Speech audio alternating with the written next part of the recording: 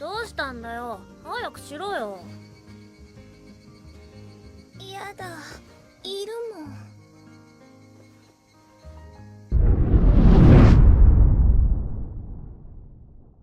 Chapitre 150. Maki Zenin. Une autre personne vient de naître. Une femme, maintenant bien plus mature et déterminée, qui a été chargée d'une lourde tâche. Plus même, un fléau lui a été confié. Fléau qui va vite s'incarner en elle, on va le voir. Son fléau, la destruction. Elle doit tout détruire. Pour elle, pour Mai, mais aussi pour son cœur, et son double cœur qu'elle possède désormais. Elle représente maintenant les jumelles châtiées du clan Zenin, la vengeance. Maki entame donc sa mission ultime, son plus grand combat personnel, la destruction.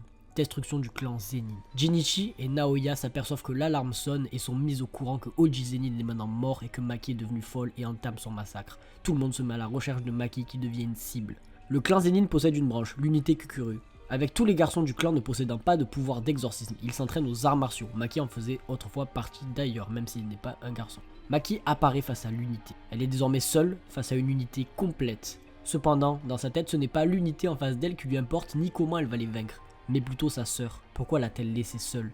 Car rester ensemble était la meilleure option pour les deux et elle s'en rend compte. Maki a fait une promesse à Mai et ça elle en a bien conscience, elle va tout détruire. Aussitôt dit, aussitôt fait, Maki entame son massacre de l'unité sans aucun scrupule. Elle tranche les têtes de son propre clan, le sang gicle et Maki n'est pas du tout impacté. L'heure de la vengeance ultime a sonné.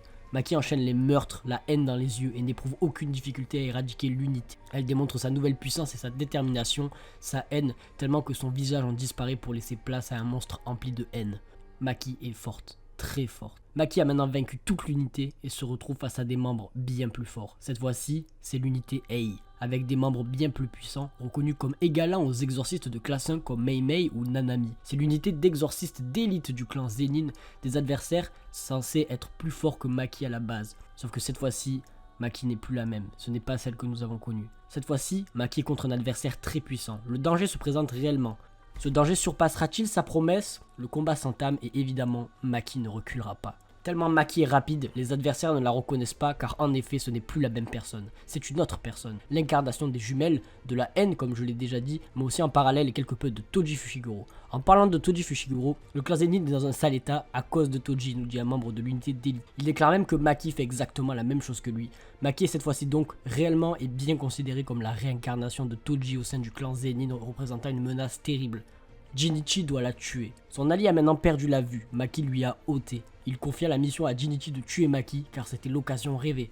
Cependant, tandis que sa vue n'est plus, Jinichi non plus. Maki porte maintenant sa tête dans ses bras, elle l'a décapité sans aucune difficulté. Maki n'a pas été arrêtée par l'unité d'élite, elle a continué son massacre jusqu'à tuer même les plus puissants. Elle est inarrêtable. Elle a la haine et représente une terrible menace, c'est un carnage. Le sang s'étale de partout, les corps aussi, et Maki reste imperturbable, une tête dans les mains, ayant ôté la vue d'un autre, ayant massacré tous ceux qui se présentent face à elle. Maki n'est plus Maki, elle est inarrêtable. Elle est maintenant face au numéro 1 de l'unité d'élite, Naoya Zenin. Maki n'a pas de cœur comme elle nous le déclare, elle n'en a plus du moins.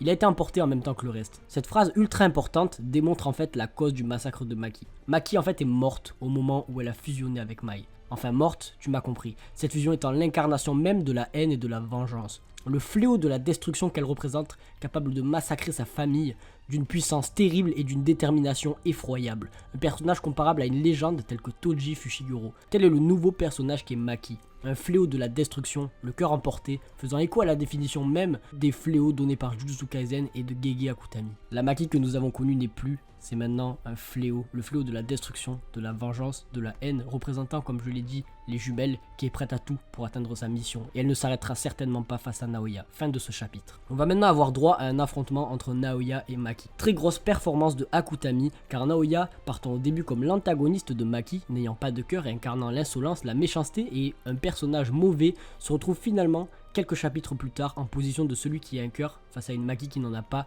les relations ayant totalement changé et Akutami ayant totalement bouleversé notre vision des personnages et des choses, ce qui est très fort. En effet, on passe d'une vision de Maki victime fragile d'un Naoya profondément mauvais à un Naoya déjà plus compréhensible face à une Maki qui n'a rien à voir avec celle d'autrefois, une Maki qui n'a pas de cœur. Face à un fléau de la destruction, incarnation de la détermination, de la haine des jumelles châtiées, de la vengeance déterminée à atteindre son but, un Naoya qui nous paraissait finalement si mauvais se retrouve dans une position totalement différente de celle dans laquelle il avait été placé par Akutami. L'affrontement entre la nouvelle Maki et Naoya va débuter. Un affrontement sans cœur, ou finalement, peut-être que celui en possédant un n'est pas celui auquel on s'attendait.